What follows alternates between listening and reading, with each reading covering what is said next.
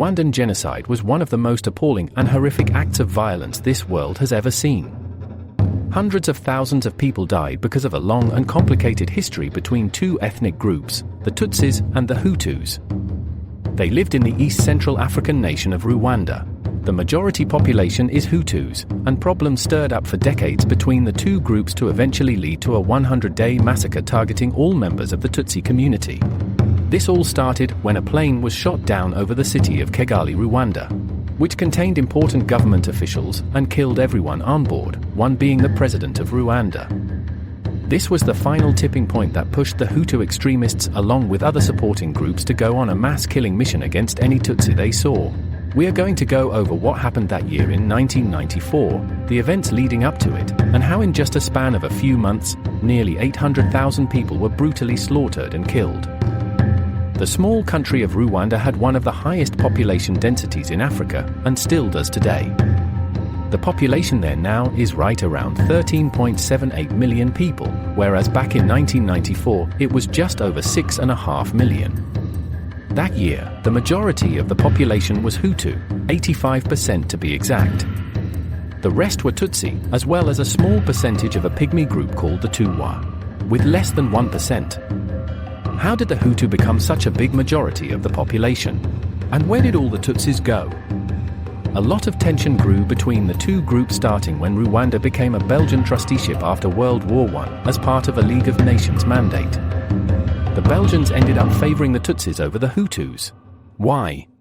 One reason being both groups are different in many ways. Hutus are usually characterized by their agricultural lifestyle, meaning they were farmers and spoke Bantu language, where Bantu people are from Central, Southern, Eastern, and Southeast Africa. Tutsis lived a pastoral lifestyle, meaning they focused on raising livestock. They spoke the Nilotic language and were usually coming from Republic of the Congo, South Sudan, and Western Ethiopia, south across Kenya and Uganda as well as northern Tanzania. The Belgians viewed the Tutsis minorities as superior and favored them over the Hutus. This raised a lot of tension between the groups for many years until a Hutu revolution broke out in 1959. The Tutsis were already the minority, but this revolution forced out as many as 330,000 Tutsis from the country, which made them significantly more of a minority. To make matters worse for the Tutsis, in 1961 the Tutsi monarch was forced out of the nation, and then the Hutus declared the country a republic. A few years down the line, there had been different accounts of violence. In 1973, Major General Juvenal Habyarimana, who was a moderate Hutu, was in power of the nation. He founded a new political party which was called the National Revolutionary Movement for Development. He was elected in 1978, then re-elected between 1983 and 1988 elections where he was the sole candidate. So he of course won every time. There was $112 million worth of guns that Rwanda had imported in 1990, which ended up bankrupting its economy to pay for those weapons. The mass number of weapons brought into the country had devastating effects, as everyone would see shortly after. Between 1992 and 1993, there was around $18 million worth of weapons that Rwanda had imported. Some of the many things they imported were 3,000 artillery shells, rocket-propelled grenades, more than 3 million rounds of small arms ammunition.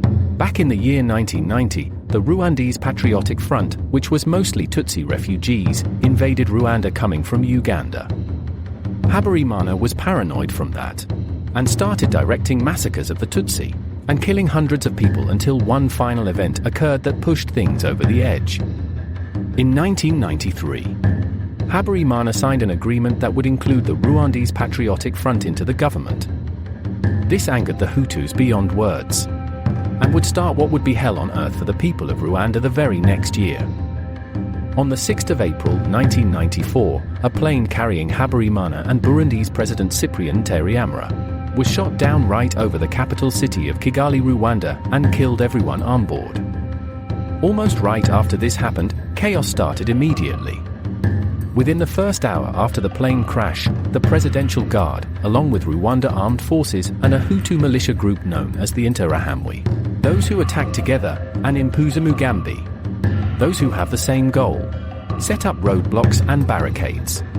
This is when they began slaughtering Tutsis and moderate Hutus. The mass killings would continue on from Kigali all across Rwanda. Some of the first victims were the Hutu Prime Minister, Agatha Uwilingiyimana, and 10 Belgian peacekeepers who were all killed on April 7th. Machetes, firearms, clubs, and grenades were all used to carry out the slaughters. It was a complete nightmare for any civilians. Government officials were rewarding food, drink, drugs, and money to anyone who participated in the killings. There were radio sponsorships calling out to Rwandans to murder their neighbors. Nowhere was safe for anyone, especially Tutsis. From April that year, all the way into July, around 800,000 people were slaughtered. One of the most shocking facts about this was the rest of the world's response time to help Rwandan people. They remained in the sidelines during the whole genocide.